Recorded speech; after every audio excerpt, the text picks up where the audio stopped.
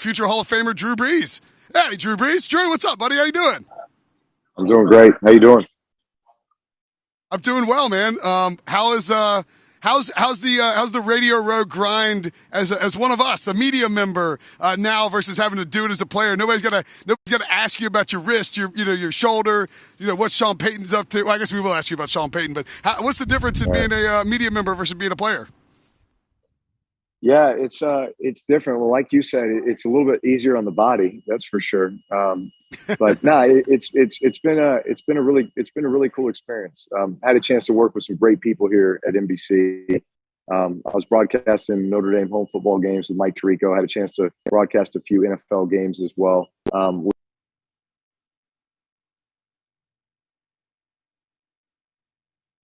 It's a fantastic team, and here we are at Super Bowl.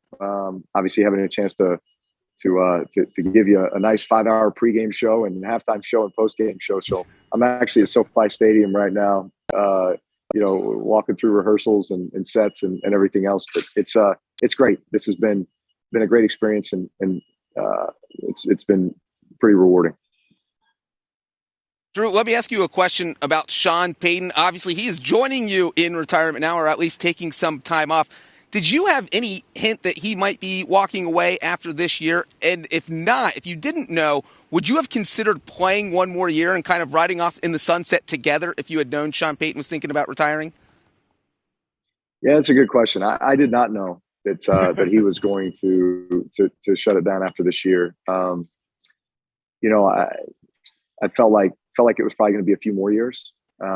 Had I known that he had one more, I mean, listen, there was a lot of factors that went into my retirement. And so it's hard to say, but it'll be interesting to see what he does, because I think he's obviously going to be pretty in demand by, the media side and then down the road with other coaching opportunities, I'm sure. So it'll be interesting to see what happens there. Hey, Drew, let me ask you about your Super Bowl experience and what you would say to the quarterbacks currently in there. Maybe you've already said it. You went to the Super Bowl with the Saints pretty early on in your career in New Orleans, so you were relatively young. You'd still been with Sean Payton for only a few years at that point. Do you think Joe Burrow is under less pressure in terms of mentally how he's preparing because he's only in year 2? Or is someone like Matthew Stafford, who had so much trouble getting to the playoffs in Detroit, has now come here in year 1 and maybe feels the burden of that pressure? How are those guys going to approach this day on Sunday, given that they're coming from it from different points in their career? Yeah, if you were saying, where does the pressure lie? I think the pressure probably lies with the Rams. They did so much to build this team to win this year. And going out and acquiring Stafford, giving up a lot of picks for him, going out and acquiring Von Miller, giving up a lot of picks for him, OBJ as well. And who knows what the future holds with these guys, just they're in a different position. They're built to win now, this year, right now. Whereas the Bengals, you feel like, are just at the beginning. In fact, I would say the Bengals, in my opinion, they were probably a year early from being here, right? Even as they were having success this year and playing very, very well and beating teams like the Chiefs in the regular season and that kind of thing, I still felt like, their playoff run set up favorably for them in playing the Raiders at home and then playing the Titans, who I thought were a team that was at risk and was vulnerable.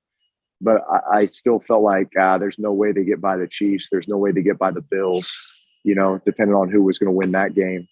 But here they are, right? They continue to beat the odds. They continue to win at times when you feel like, maybe they shouldn't have.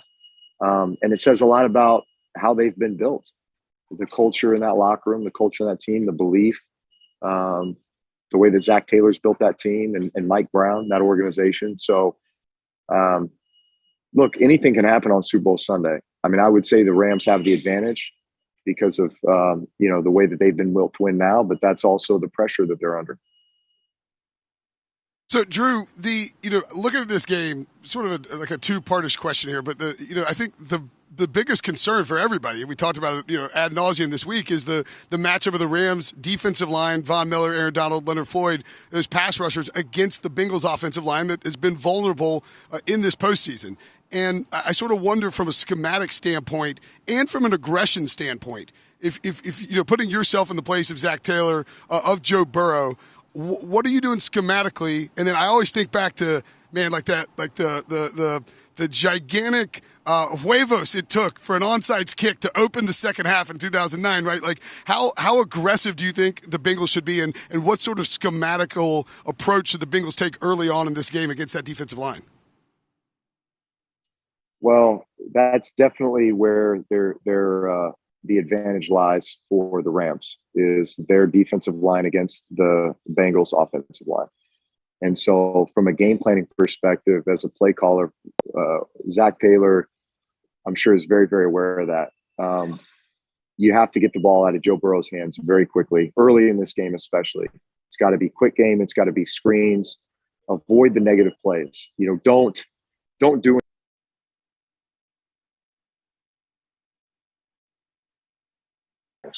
and you don't want to risk turn the ball over or setting yourself back with negative plays or turnovers.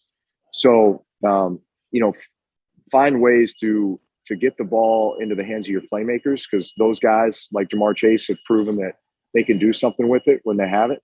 But yeah, that's you can't get in a situation in this game where you're just dropping back trying to throw the ball, because I think we saw it in that Titans game. That was really hard to watch, and that's not the type of game that Cincy wants to get into with these guys. I agree completely. Okay, you're here on behalf of Lowe's. Tell us what you got going on at the home improvement store. Yeah, so I'm GM of the Lowe's home team. Have been for the last 2 years. Been a part of engaging in 100 projects that Lowe's has funded throughout the country. They're called hometown projects. So it's the home team for hometowns. And there's a 101st project that's going to be taking place in the city that wins the Super Bowl. So whether LA or Cincinnati, one of those is going to get the 101st Lowe's home team project. And we're asking everybody to go on Lowe's Twitter account and vote for the organization they would like to see be the beneficiary of that funding: Boys and Girls Club, Salvation Army, Rebuilding Together, or USO. So I've been excited to be the GM. It's been an honor, and excited about this program. That's a fantastic program, and you know what, Drew? Now that you're spending a little more time at the house, you need to get used to going to Lowe's, because the old honey-do list gets a little bit longer when you're not at the football facility. Hey, thanks so much for joining us, man. I know it's been a busy week. Looking forward to more of your great work on NBC for this Super Bowl. They got a long Sunday ahead, my friend. Yeah, no doubt. Thank you. Do you want a sports network that delivers everything that matters about the game? The highlights, the picks, the instant analysis, no yelling, no fake debates, no politics. Hit the subscribe button and never miss a moment.